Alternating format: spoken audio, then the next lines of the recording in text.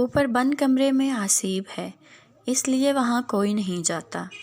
یہ آج سے تقریباً 30 سال پہلے کا واقعہ ہے جو میرے ساتھ پیش آیا تھا۔ میں اپنی نوکری کے لیے سکھر آیا ہوا تھا۔ یہاں میرے ماموں رہتے تھے، تو کچھ دن میں ان کے گھر ہی ٹھہر گیا تھا کہ جب تک کہیں اور میرا رہنے کا بندوبست نہیں ہو جاتا میں ماموں جان کے گھر ہی ٹھہر جاتا ہوں۔ ماموں جان کے گھر میں کئی سالوں کے بعد آیا تھا۔ مجھے یاد نہیں ہے، بچپن میں کبھی اماں جان کے ساتھ آیا کرتا تھا۔ ابھی کچھ دن ہی گزرے تھے، نئی نوکری تھی، میں اسی میں الجھا ہوا تھا۔ ایک رات میں دیر سے گھر لوٹا، کھانا کھا کر میں اپنے کمرے کی جانب بڑھا تو مجھے ایسا محسوس ہوا کہ اوپر کی جانب کوئی گیا ہے۔ میرا کمرہ زینے کے سامنے تھا اور اوپر ایک کمرہ تھا جو بالکل بند پڑا تھا۔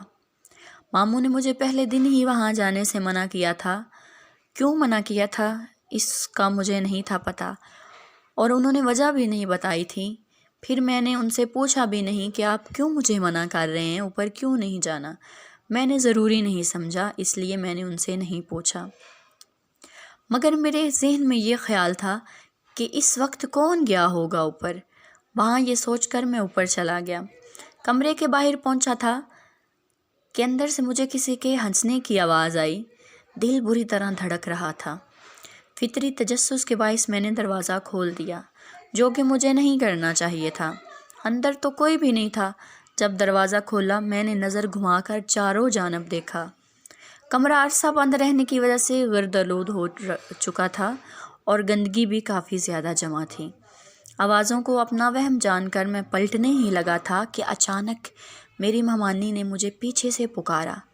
میں نے چونک کر دیکھا۔ مجھے حیرت بھی ہوئی کہ وہ تو کبھی سیڑھیاں نہیں چڑھتی تھی، پھر اوپر کیسے آ گئی؟ مگر انہوں نے کہا کہ مجھے اوپر آتے ہوئے دیکھا تو اس لیے میرے پیچھے چلی آئی۔ مجھ سے پوچھا تو میں نے بتایا کہ مجھے لگا کہ کوئی اوپر ہے، اس لیے میں دیکھنے کے لیے اوپر چلا آیا۔ خیر میں ان کے ساتھ نیچے آنے ہی لگا تھا۔ ابھی وہ مشکل سے 2-3 سیڑھیاں ہی اترے ہوں گے، مجھے محسوس ہوا کہ کوئی میرے پیچھے پھر ہنس رہا ہے، مگر وہاں تو مہمانی تھی۔ میں نے ڈرتے ہوئے اپنی گردن گھمائی تو میرے ہوش ہی اڑ گئے۔ میرے پیچھے مہمانی کی بجائے ایک جھلسے ہوئے چہرے والی چڑیل تھی، جس کا چہرہ جلا ہوا تھا، آنکھیں سرخ رنگ تھی، بکھرے بال، لمبے ناخن، آنکھوں سے خون جاری تھا، جسے دیکھ کے میرا دل ڈر گیا۔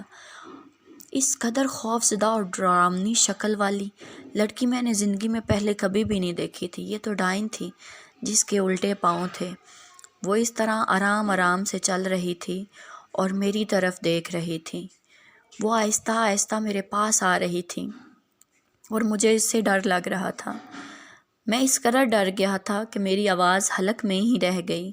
بامشکل سے میں چیخا تو میری آواز مامانی اور ماموں کے کمرے سے تک پہنچی اور وہ باہر کو بھاگے۔ میری حالت بہت بری ہو چکی تھی، میں نیم بے ہوشی میں تھا، مگر مجھے وہ لڑکی اپنے سامنے محسوس ہو رہی تھی۔ ماموں شاید سمجھ چکے تھے کہ مجھے کیا ہوا ہے، وہ وجہ جان چکے تھے کہ میں نے کوئی برا سایہ دیکھا ہے جس کی وجہ سے میں بے ہوش ہو چکا ہوں اور میں ڈر گیا ہوں۔ انہوں نے مجھ پر دم کیا اور اللہ پاک کا پاک کلام پڑھا، جس کی وجہ سے میری حالت کچھ بہتر ہو گئی، اور کچھ دن بعد جا کر میری حالت بہتر ہوئی۔ آہستہ آہستہ طبیعت بہتر ہوئی، ساتھ میں وہ روز مجھے دم بھی کرتے اور مجھے دم ہوا پانی بھی پلاتے۔ اس وجہ سے میرا خوف بھی دور ہو رہا تھا۔ کچھ دن بعد جا کر میری حالت مکمل طور پر ٹھیک ہوئی۔ میں نے اس رات کا تمام حال کہہ سنایا تو ماموں نے بتایا کہ اوپر بند کمرے میں آسیب کا سایہ ہے، اس لیے وہاں کوئی بھی نہیں جاتا، مگر وہ کسی کو نقصان نہیں پہنچاتے۔ تم نے شاید وہ دروازہ کھولا ہوگا، اس لیے تمہارے ساتھ ایسا ہوا ہے۔ اس کے بعد میں جتنا وقت بھی ان کے گھر رہا، میں کبھی زینے کے پاس کھڑا بھی نہیں ہوا تھا، اس قدر ڈر چکا تھا میں۔ شاید اس آسیب کی وجہ سے ہی ماموں نے مجھے منع کیا تھا، لیکن جب مجھے آواز سنائی دی تو تب میں اوپر چلا گیا تجسس کی وجہ سے۔ لیکن اس واقعے کے بعد آج تک میں کبھی بھی ادھر نہیں گیا۔ پھر جلد ہی میرا تبادلہ ہو گیا اور میں اس جگہ سے اپنے گھر آ گیا۔